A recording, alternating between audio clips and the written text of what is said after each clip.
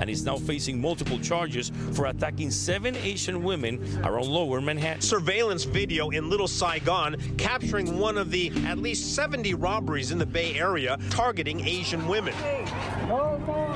Remember a woman who was stalked and stabbed to death in her own home, sparking pain and outrage. New York City has failed AAPIs and Asians. We do not feel safe. This is about the community, and our elected officials need to do something much different. My hope is that we stop otherizing folks and recognize that we all want the same thing. We know that this is a community effort beyond just AAPI. We all have each other's back.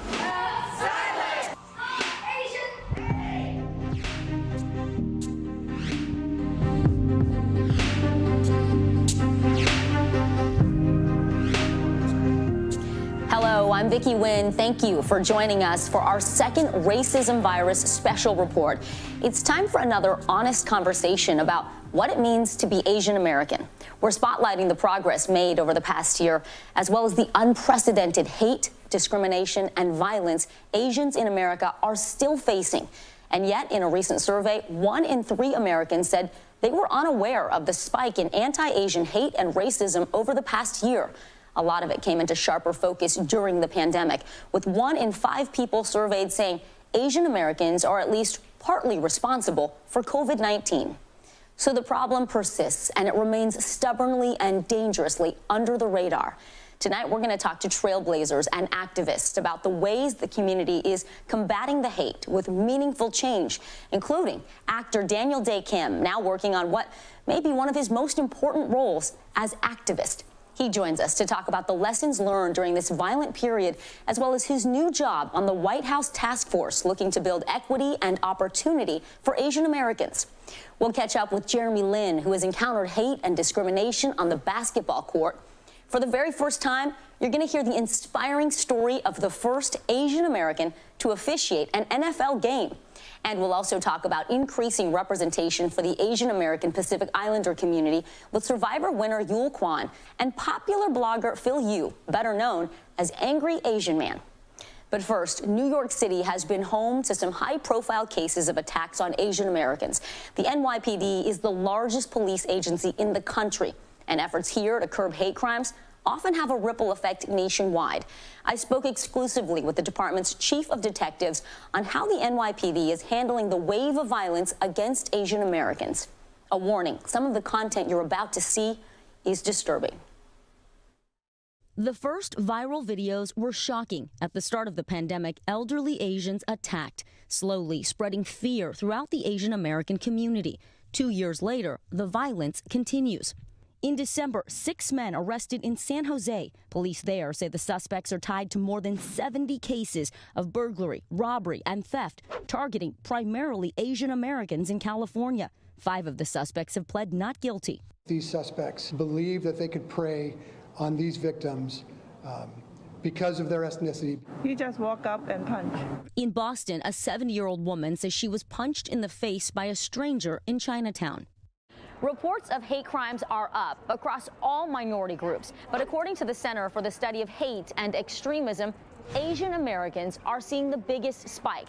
From 2020 to 2021, the number of anti-Asian incidents reported across major cities increased 224%. New York City making national headlines for brutal crimes against Asians. NYPD's chief of detectives, James Essig, leads the department's 4,000 detectives, including the Hate Crime Task Force, which is now under new leadership.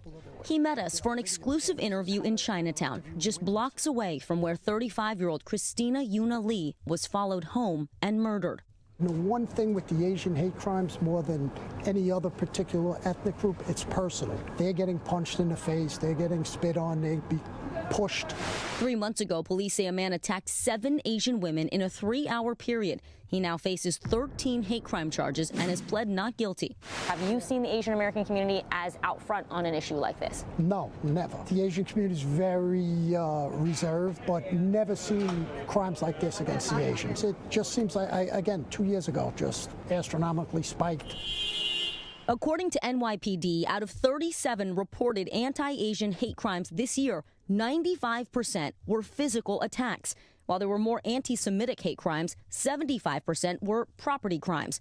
Chief Essig encourages victims to come forward. We have spoken with some people who say that when they did come forward, that they felt that they were brushed off or that they were discouraged from reporting the hate crime. Are you concerned about that? Well, from my perspective as the chief of detectives, when we get that case, we're going to do a full investigation. What's your message to the officers taking these reports? Well, taking a report, they don't fall under me. If somebody comes to the police and they're reporting something, we have to take everything serious, and especially a hate crime. If that's the case, then we have to do a hell of a lot better job. Essig says even if a crime isn't technically charged as a hate incident, these unprovoked attacks are traumatizing, especially for Asian American women. It's just very anxiety-inducing, and you don't feel safe. After Michelle Go was pushed onto the subway tracks, demonstrators rallied. Whether it's conscious or subconscious, the way she looked played a role in why she was the ultimate victim.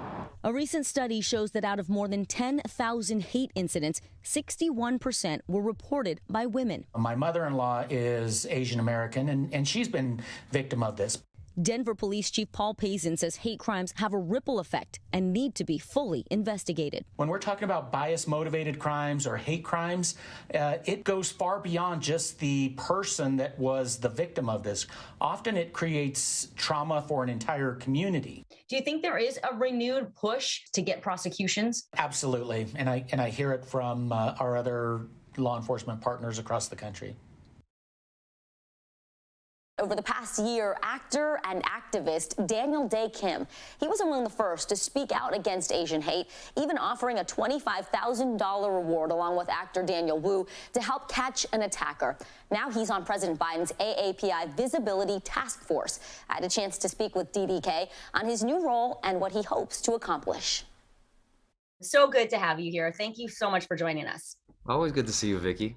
Okay, so let me talk to you. Recently, you talked about how you have noticed a lot of changes in the Asian American community and how we've responded to the spike in anti-Asian sentiment. What has struck you about the community's response?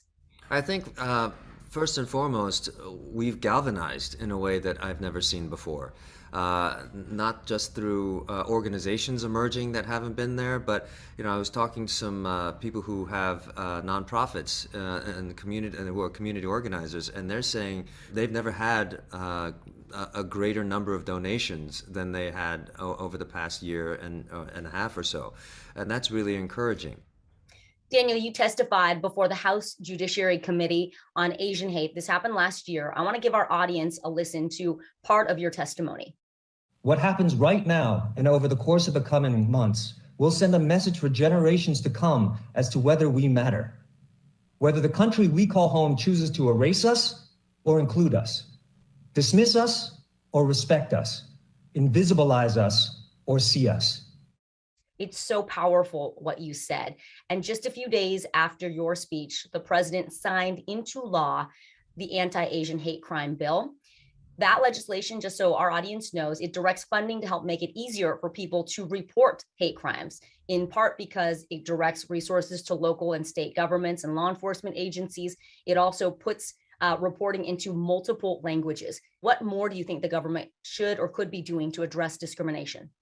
Right now, as encouraged as we are by the passage of that bill, we are now focused on how we can actually make it happen. What are the logistics of how getting those funds to the right places? How can we streamline this, and how can we actually appropriate the funding to make it the most effective?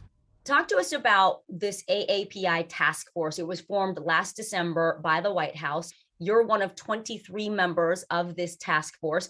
What have you all been working on?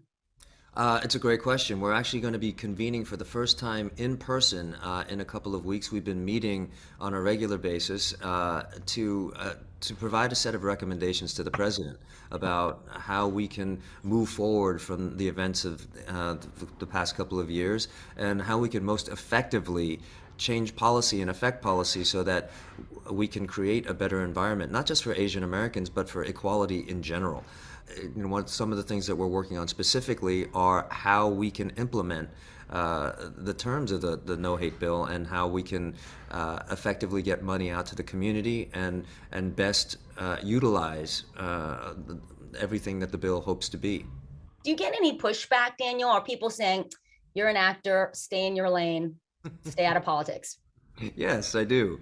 I remember a famous basketball player who was an activist was told to shut up and dribble, and I've been told to shut up and act. But I think, it's beyond being an actor. That's my job, but I'm also a human being. I'm also a citizen. I'm also a voter. And I think all of us who are those things, should have an opinion, an informed opinion about the world around us. And I happen to have a platform that I'm able to use, and I hope I use it judiciously to kind of shine a light on issues that are important. You have also talked very passionately about how this isn't just an Asian American issue, that people of color and marginalized communities need to come together to be allies. Are you seeing that happen, in this past year? What have you seen? And also, how do we foster these allyships? I'm really encouraged by the fact that groups like the Asian American Foundation have been working with other groups like the NAACP. We're trying to, and we've been working with the King Foundation as well. And these are ways to find intersectionality because we understand and recognize that this is a larger problem. When you talk about intersectionality, what do you mean by that? It's about recognizing the fact that what's affected certain groups is part of a larger issue that affects other groups, and that we're all interconnected. And so finding ways that our experiences literally intersect with one another is a really powerful way of finding common ground, so that we can work together to solve the issues that actually affect all of us. Daniel, finally, let me ask you about something you said in a recent interview with T-Mobile. You said, pressure makes diamonds, and our community has been under pressure. Tell me more about that. And what do you think the pressure is that still faces the Asian American community? I think it's the pressure of invisibility. I think it's a pressure of misperception, stereotyping, and just a lack of awareness. There is pressure for our community to speak up and speak out and to come together and to make sure that the people who can affect policy hear us and understand that we are a constituency that deserves respect. And so that is a kind of pressure that previous generations haven't really faced when it comes to Asian America.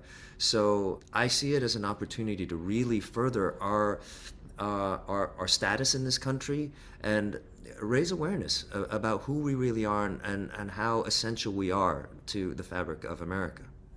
And our shared goals. Thank you, Daniel Dae Kim. A pleasure to speak to you. As always, we really appreciate your insight and checking in with you 1 year later. Of course, always happy to talk to you, Vicky. A look at the grassroots efforts. The Stop AAPI Hate Coalition formed just a week after the WHO declared a COVID-19 a pandemic. Well, that has been instrumental in tracking anti-Asian attacks across the U.S. Joining us now, Cynthia Che with Stop AAPI Hate and Kareem Farishta from the Asian American Foundation, also known as TAF. It's a nonprofit committed to creating a sense of belonging for all Asian American Pacific Islanders. Thank you both for being here. Cynthia, I want to start with you. The coalition released national reports that track anti-Asian attacks. It is also recommendations and policies for addressing these hate crimes. Why is this data so important, and how does it inform lawmakers and other leaders?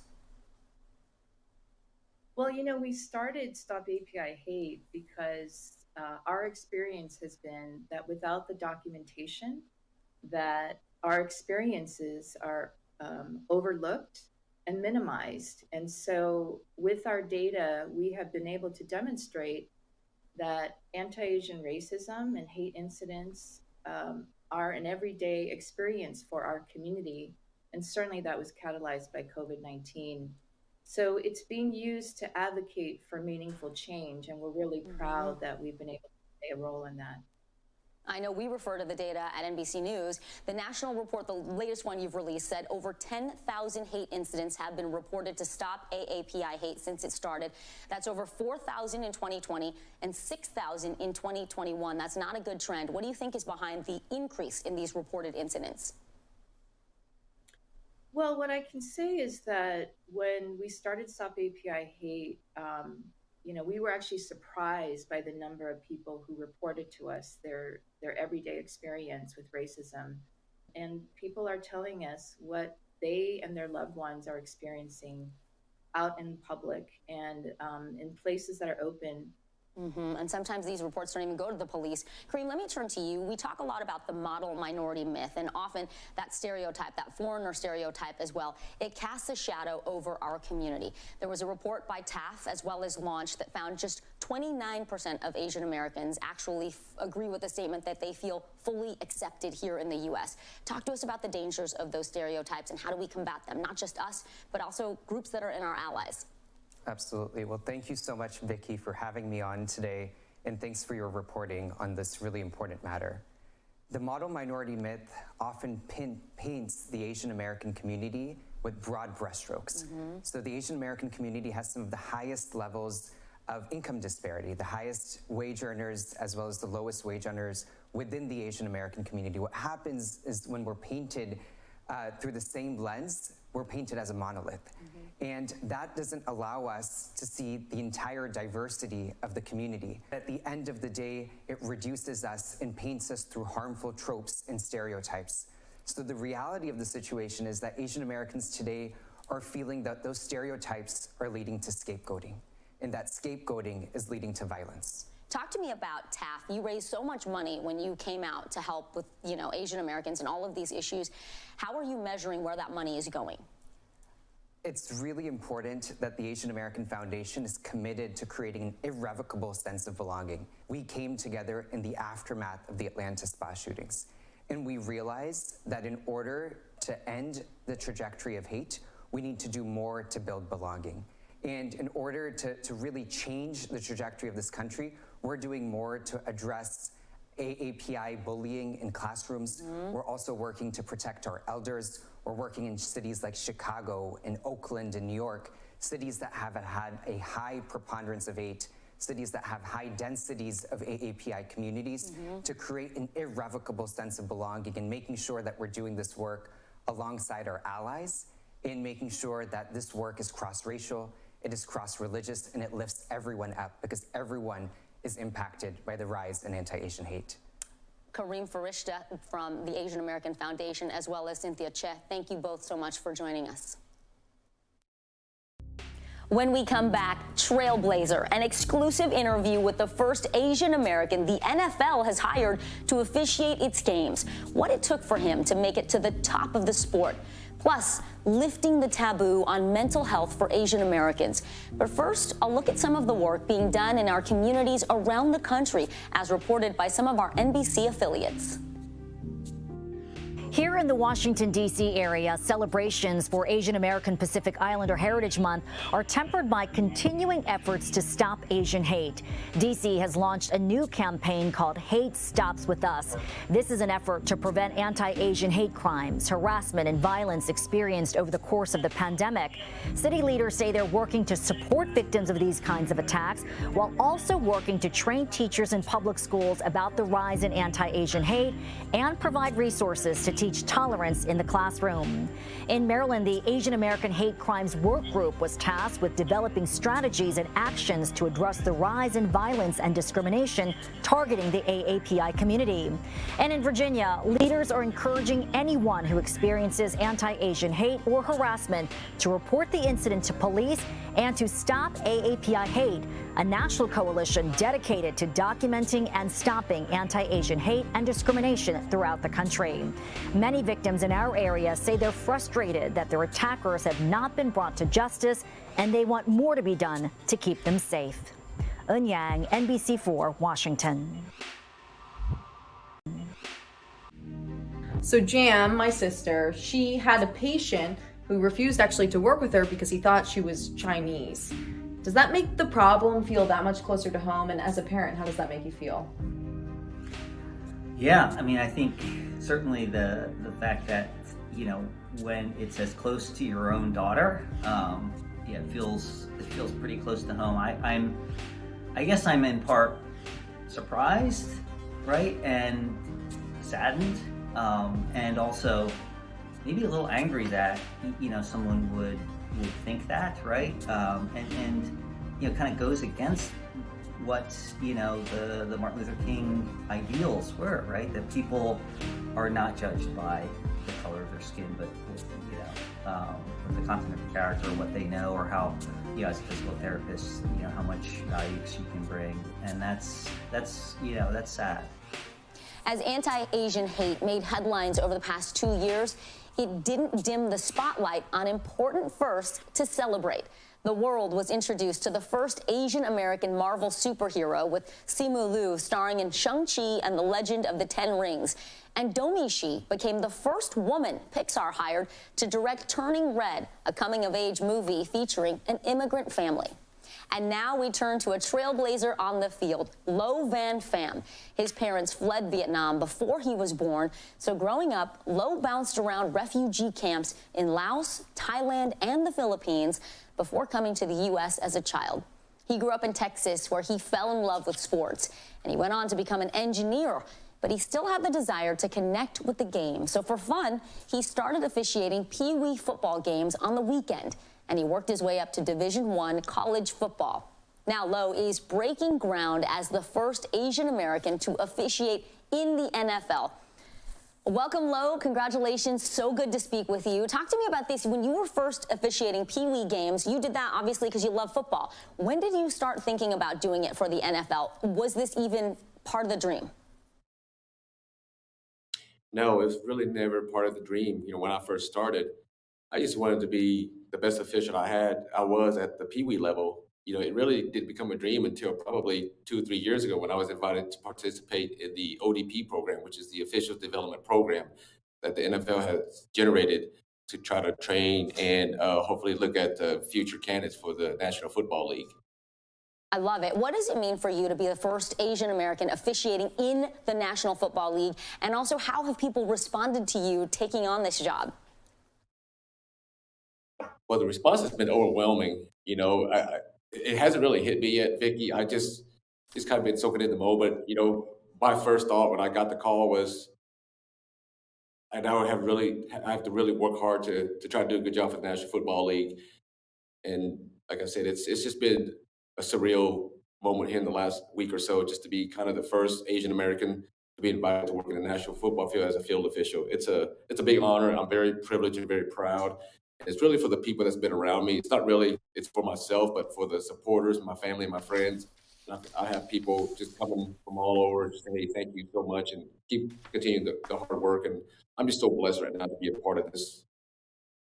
Yeah, I know this. I mean, there's a saying, if you can see it, you can be it. You didn't see it, but you are still there. What's your message to young people who are watching this and seeing someone that looks like them for the first time doing something they may dream of doing?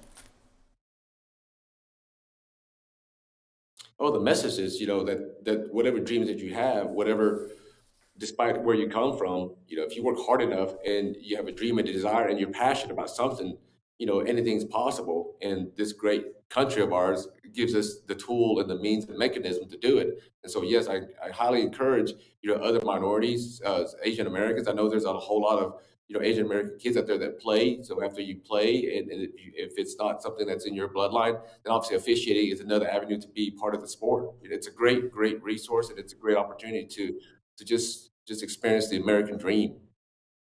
Talk to us about what made you fall in love with the sport of football. You came here to the U.S. as a refugee, but you actually did play. And also, what does it take to be a great officiant? You know what? I fell in love with just kind of being part of the sport. You know, just being out there with the guys, the gracefulness of the sport, the power of the sport, the speed of the sport, and all the team aspect of the sport. And you know, when I played in high school, it was just something I just kind of fell in love with. And when I graduated, I wasn't a part of that any longer. And so I wanted to still be on the field and I want to be able to contribute on the field.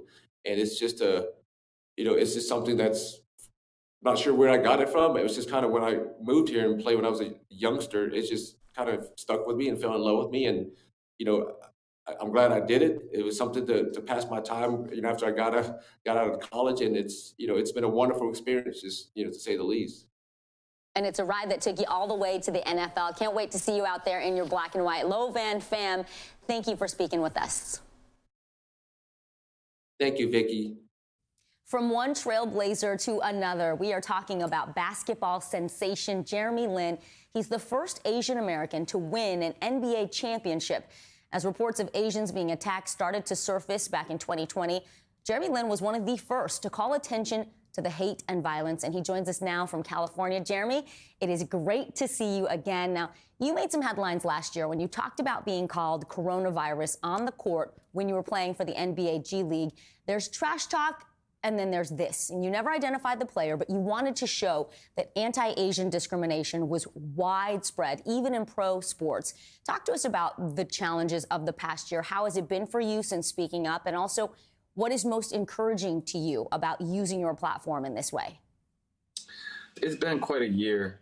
So I ended up playing the season in China. But as I was reading on everything that was happening in the United States, it was just definitely a heavy heart for sure. You know, there's a report that came out that said Asian Americans or API are leading in the rate of suicide, and the bullying and the hate that is going on is leading to really detrimental mental health effects of a lot of API. But at the same time, what I've seen in the last years, there's definitely also more conversation, more awareness, more willingness to talk about these things. Yeah, the ongoing conversation, definitely a positive sign. And Jeremy, this past year, in addition to playing in China, you've also been working really hard to create some tangible solutions that help uplift Asian American voices and empower the community. Talk to us about some of these initiatives. So the foundation, the Jeremy Lin Foundation, we want to find and identify grantees that are doing really good work on the ground. And we're trying to really just empower the next generation of AAPI youth. And, you know, when we talk to the kids in the grantees, man, there's so many stories. There was like one call that I was on where the kids were so proud to be Asian. It made me smile because I never felt that growing up. This next generation, they're proud. They're trying to speak out. They're trying to talk about mental health. They're trying to talk about representation. And so we're just trying to play a small part in allowing AAPI to have a lot more access and equity in their lives. It has to fill your heart to know that your foundation is working to help that next generation. I want to talk about the 10 years ago. It's been 10 years, if you can believe it, since Linsanity swept the nation in response to your incredible performance during the 2011-2012 season with the New York Knicks. Now, a new documentary is looking at your story, your legacy. The NBA, it's set to premiere at the Tribeca Film Festival. Let's take a listen. As amazing as that moment was, it was just a brief moment. Now we realize just how far we are from where we want to be. No one's telling little Asian American boys, you need to grow up to be an NBA basketball star. This face is always read as being alien, a betrayer, a spy. We all know what it took for him to get there. Asian Americans have been yearning for someone to do something like this. Jeremy, talk to me about some of the lessons that are highlighted in this documentary that you want people to reflect on. We're celebrating just what that moment meant, because even for me, when it was happening, I didn't realize just the level and the layers of the impact and the meaning that it had across the board. And as I started to continue to go through my professional career, I realized people are still talking about it. And I'm like, you guys haven't forgotten about it? 10 years later. And then even in the height of COVID, when New York was really going through it, the New York Knicks could have done anything, and they chose to broadcast Linsanity Week. And I was like, wow, this story really impacted people. And so we're touching on the impact of the story in the first half, and then we're going to tie it into the current climate of what we're dealing with Asian hate. We look forward to seeing it, and I think Linsanity is going to live on for a very long time. Jeremy Lin, friend of the show, thank you so much. Thanks for having me. Good to see you again. Still to come, meet an Atlanta mom who is turning tragedy into triumph. How the deadly spa shootings became a flashpoint for her to push for change. And later, Phil Yu, perhaps better known as the popular Angry Asian Man, talks about the importance of how Asian Americans are properly represented in the media.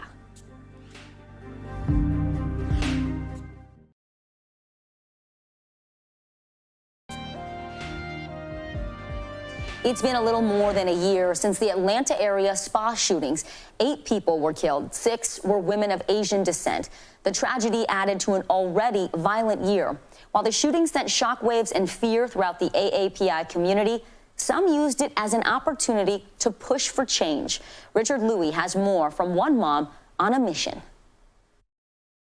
That rampage in the Atlanta area that left at least 8 people dead. This has rattled the Asian American community. Investigators are not ruling out a hate crime. That was March 16th, 2021, right here, the Atlanta spa shootings. For some, it was just a tragedy, yet for others, it was the defining flashpoint for a generation of changemakers. What was your first reaction when you heard that happened? Those are the women that reminded me of my mom and the women that my mom goes to church with, the women that when I was growing up really prayed for me, they took care of me, and it really felt like family had been murdered.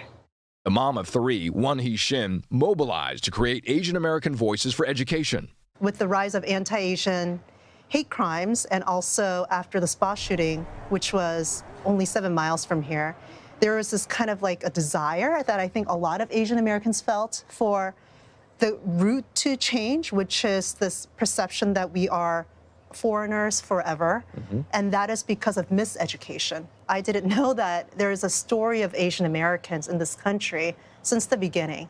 So the organization started with the aim of incorporating Asian American history into the Georgia state curriculum and quickly expanded to be even more inclusive. If we just say we're doing only Asian American history, then we're actually not doing anyone service, because history cannot be told unless it's all stories being told, because one led to the other. It's an interwoven thing. The group is trying to show educators how these stories can be interwoven into lesson plans. One example, Ruby Bridges, who at 6 became the first African-American student to integrate an elementary school in the South. When students learn about Ruby Bridges, stories of other young girls who helped desegregate can be incorporated, like Chinese-American Mamie Tape in the late 1800s and indigenous student Alice Piper in the 1920s. While some states like Illinois and New Jersey have mandated Asian American studies as part of their public school curriculums, there are similar pushes across the country. Whether big or small, change calls for collaboration. New social entrepreneurs like Won-hee Shin turn to established groups. Berenice Rodriguez, the organizing and civic engagement director of Asian Americans Advancing Justice Atlanta, helped Won-hee. For students to have knowledge of different ethnicities, racial groups is very important. I think that creates empathy between one another. This education issue is just one of several for Asian Americans Advancing Justice Atlanta. Talk about how Georgia's unique for this whole idea of coming together. We have a rich history of the civil rights movement and a rich history of Black activism. I think that lends itself to more cross-racial solidarity. In order to really have real power, I think we understand that we have to work across racial lines. Just like Won-hee is working for representation of all communities in the curriculum. It's about humanity as a whole and how it's all of our narratives that play into this world. We're not living in a bubble by ourselves. Do you hope that your 3 children, because of your work and what AVID is doing, will have a different educational experience before they graduate from college? Yes, I know they will. It can only get better. Her message resonating with her kids, Aiden, Bennett, and Catherine. Your mom said that she's doing this for you. She is speaking. She says she's speaking for you. I feel like kind of like yes and no, because she's not only speaking for us, but speaking for other people too. Are you proud of your mom? Yes. Yes. Yeah. I'm glad she's working hard just to give us an opportunity, give the next kind of generation, I guess, just a better shot. Richard Louis, NBC News, Atlanta. Our thanks to Richard Louis for that story. The rise of anti-Asian racism has taken a toll on the mental health of the AAPI community. Pre-pandemic, 1 in 10 Asian Americans reported psychological distress, such as anxiety and depression. During the pandemic, that number rose to more than 4 in 10. Joining me now is Dr. Jenny Wang, a clinical psychologist and author of Permission to Come Home, Reclaiming Mental Health as Asian Americans. Also with us, Yul Kwon, the first Asian American winner of the hit reality TV show Survivor. Thank you both so much for being here. Dr. Wang, first to you.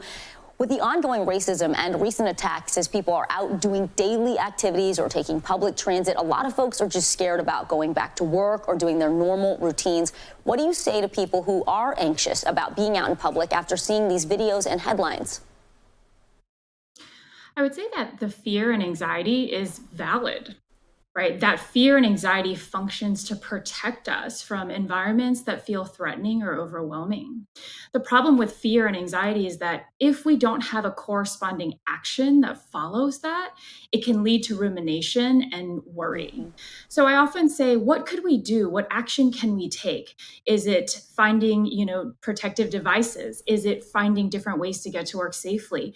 What actions can we take that then diminishes the fear?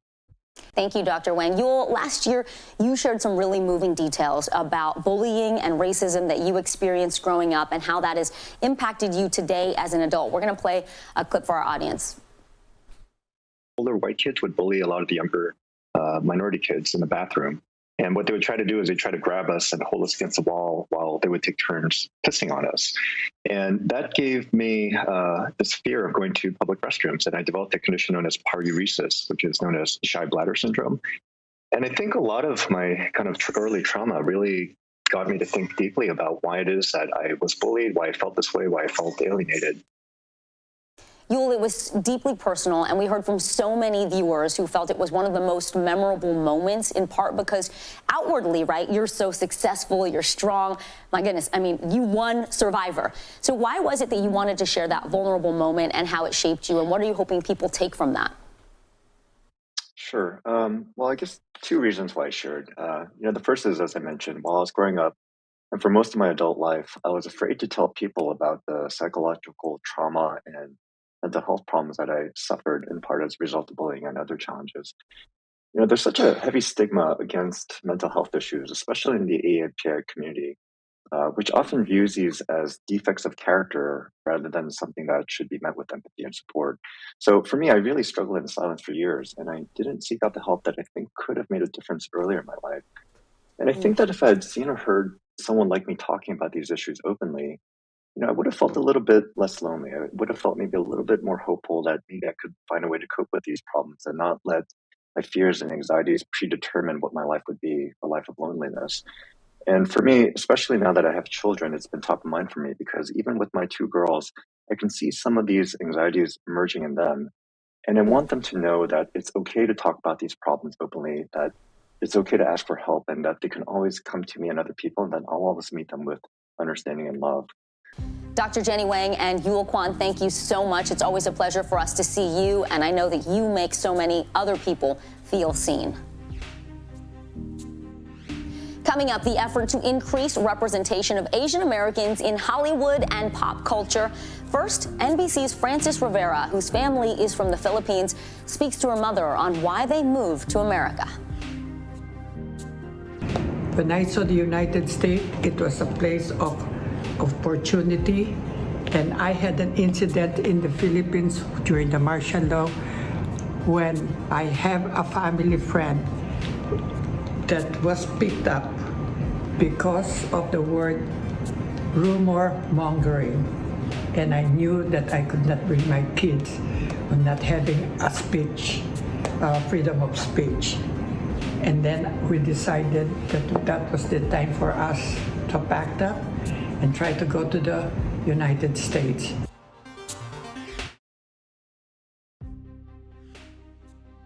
The rise in anti-Asian sentiment has done a lot of things for a lot of members of the Asian American Pacific Islander community. I'm kind of a little bit more keenly focused now on things like health and safety, or being aware of my surroundings, or what could be considered a high or higher risk situation or environment to be in. One of the things that I think that's been the most telling for me is the fact that I fear for my family, my parents in particular.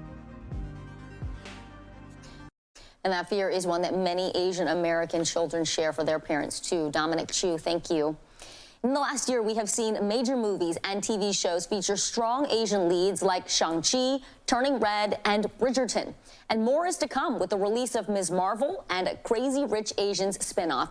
We're also seeing more Asian Americans as content creators. They're making a distinct space for themselves, but it certainly has not been easy. Joining us now is Bing Chen, founder and president of Gold House, which is dedicated to advancing Asian representation in business and media, and blogger Phil Yu, who is also known as Angry Asian Man. Thank you both for being here. I'm going to start with you, Bing. As someone who's in the room where these decisions are being made about representation, what kinds of conversations are you having with these executives about diversity? Not only because Hollywood thinks it feels good when they have representation, but it's better for the bottom line. Absolutely. Thank you so much for having me. Gold House, as you know, is now the first API call for every Hollywood studio to streamer. And I would summarize our experience as we win some and we have to work on some. On the work on some, there are still some studios and projects that are, I'll call, in transitional phase. For instance, we just had a conversation yesterday with one well-meaning, but who think that tokenized accents that add no creative or cultural contributions are valuable, and they're just simply not. And so there's just a lot of education that we have to inject in a lot of the DNA of these companies. That being said, I would say the overwhelming majority are making truly material progress. The biggest revelation we've had in the last 2 years is that, of course, if something is not diverse on screen, it really begins on the page and within all levels of workers. So how do we think thoughtfully about D&I and B training with all employees, not just executives who have these big mandates? And how do we educate everybody? Thank you. And Phil, I want to ask you about this. Earlier, we were talking about the importance of visibility and busting that model minority stereotype that we're all successful or all well-educated, when in fact, that's not the case, and Asian Americans have a high level of poverty. You talked about this in the Netflix documentary White Hot, and you talked about how Abercrombie & Fitch was trying to portray Asians. I want to give our viewers a look. The one that everybody remembers, Wong Brothers, advertising a fictional laundry service. 2 Wongs can make it white. Asian Americans are often taught that, like, you're supposed to just keep your head down, not rock the boat, especially as a lot of us are the children of immigrants. But I think at that moment, I was like, it's okay to be angry about this. Talk to us about what kind of impact that messaging had on Asian Americans and how we viewed ourselves, as well as how other communities viewed us. Because Abercrombie was hot at the time. Yeah, well, I think at the heart of it is that representation matters. The way that people view us, it has an effect in the real world, the way who creates these images, right? At the heart of it is who gets to tell our stories. Do we get to tell our stories? Who deems what stories are important? And on that T-shirt, that's a story. And that's a story that rings false for my experience, but that is a popular image. And Abercrombie, being at the top of its game, was perpetuating this false image of me, even on a shirt, you know? And so I felt that it was really important for people to speak out, because honestly, you would see an image like that growing up tons of times, and you maybe just think like, you know, it's just a joke, you know? But that image has an additive effect, and people over time begin to equate that shirt, those images, and images like that in movies and television with this when they see this. And that we see it now has a detrimental effect. When you can disassociate someone from their humanity, it leads to terrible circumstances on the street. Bing, there's some criticism that Gold House focuses on elite images and specific kinds of Asian Americans. Can you talk to us about what you're doing to combat that? Is there truth to that? And what do you want to see highlighted in mainstream media? Yeah, absolutely. We actually are fully reflective of the API diaspora, 20% South Asian, 30% Southeast Asian, and both employees as well as project supported. So by the numbers, we do try to make sure that we're reflective of the diversity of our community. That being said, we also have one of the most diverse communities in the world. So as Phil just mentioned, we have the widest income disparity. We are stretched to multiple third culture kids across different nations. And so like many organizations, we continue to try to be inclusive there. I think secondly, on the project side, we look at this in several different ways. One is that more projects are better. We think that the more specific anyone is empowered to tell their story, whether it's with a studio or with independent projects that we finance, that more is more. And we constantly search out for even more projects. I think second, though, that is something very difficult in our community is we won't just support any project. Right. Candidly, there's something that is said behind closed doors in the community is we feel obligated to support all API projects because we want to be encouraging. But unfortunately, when we support a project that's not high quality, it actually sends our community back in the eyes of those who are not in the community. And I think candidly, we are unfortunately still in the phase of the movement where we can only perpetuate en masse really high quality projects, right? These are not just projects that are well financed, they're just good stories that are well told, right? And so I think that's really where the criticism comes from. And that again is sort of a longer standing debate in the community. And Phil Yu, Angry Asian Man, has done so much for this community. We hope you will continue speaking out. Thank you very, very much to both of you. Well, we asked Abercrombie & Fitch about the Netflix documentary. Here's what the company spokesperson said, quote, "The shirts and the associated language and design were inexcusable 20 years ago when they were released, and they do not reflect A&F Company's values today." Fran Horowitz joined A&F Company in 2014, and since that time, she's ushered in a spirit of inclusiveness and equity. We encourage a culture of belonging across all of our brands, and we celebrate the individuality and authenticity of our global associates, customers, and communities. All right, when we come back, how people have risen up against the hate and violence to create allyships and support for each other. I'm Karen Hua in Philadelphia, and here in the Philly region, the Asian population has grown by 39% in the past decade, according to the U.S. Census. That's an increase of about 37,000 people. Because of this demographic uptick, for the first time ever, voting materials are available in Chinese for the primary election this month. Another first this year, all Philly public schools got the whole day off to observe Lunar New Year as a holiday. These are all triumphs for the AAPI community, but they're happening at a time when Philly has not been immune to anti-Asian hate. In just the past year, Asian teens attacked on the subway, a mother allegedly robbed and beaten at knife point in her Chinatown home, and Penn professor Amy Wax going viral for saying the country would be better, quote, with fewer Asians. We are Asian Americans. We're going to stay. Our culture matters. I think it's so important, especially right now. Now, Philly is bouncing back from the pandemic, and the AAPI community here knows that being visible is all the more important. I'm Karen Hua, NBC 10 News, Philadelphia.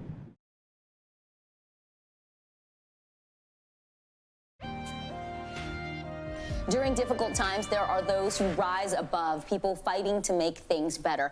NBC News Asian America is highlighting that with its project AAPI Action, 100 ways communities and allies have found solutions to racism and violence. NBC News Asian America reporter Kimmy Yam is here now with a roundup. And Kimmy, let's start with number one, the project's COVID-19 Hate Crimes Act that was signed into law by President Biden. Right. Vicky, well, first off, thank you for having me. I feel like we should be celebrating somewhere right now. It is our month. Yeah, but the Hate Crimes Act, I mean, it was very popular among lawmakers, but there were several groups that really opposed it. I think there were about 100 different LGBTQ and AAPI groups that signed a joint resolution saying that it focused too much on carceral solutions and ignored the reality of police violence towards Black and brown communities. So their suggestion was to redistribute funds to housing, social services, food banks, you know, because they feel that policing and things of that nature do very little to prevent the violence within our communities. So it's a step in the right direction. There's money, but figuring out where to distribute that money is still being talked about. Absolutely. A great project you're also highlighting is Heart of Dinner, which is right here in New York City. Heart of Dinner, they distribute meals and fresh produce to seniors in the New York City area, hundreds of seniors every single week. And what's cool about them is they write handmade notes in the seniors' native language. And if you consider kind of the language services and those barriers that most Asian American seniors confront, that's actually a really significant gesture. It might seem small, but that's really powerful with so many of these, you know, the lack of culturally competent services that they often deal with. Yeah, I've seen some of those handwritten notes and the volunteers that have stepped up for Heart of Dinner on their Instagram. And also culturally appropriate food for the seniors, too, is really important. Right. Talk to us about Sesame Street. They made history with a new Muppet.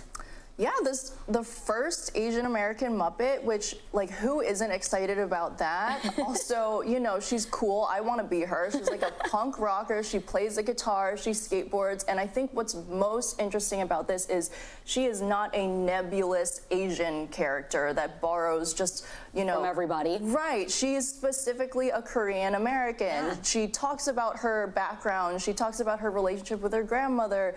She loves tteokbokki. Like, things of that nature are really important when we're talking about responsible representation and what can really move the community forward. And her name is Ji Young. I love it too, and I wish she was a character on Sesame Street when I was growing up, because I was addicted to that show. Same. Thank you, Kim Young, for bringing all that great news to us. We so appreciate it. Thanks so much for having me. All right. To have a look at that full list, you can go to NBCnews.com/Asian America. We want to close with our deepest thanks to all of our panelists for speaking so openly and candidly about the ways anti-Asian hate has affected them and what they're doing in the face of discrimination. There are many signs of progress, of allies coming together, and people speaking up and breaking barriers. We know Americans are stronger when we remember our shared connections, so let's keep the conversation going. Thank you for watching The Racism Virus. For all of us at NBC News, I'm Vicky Nguyen.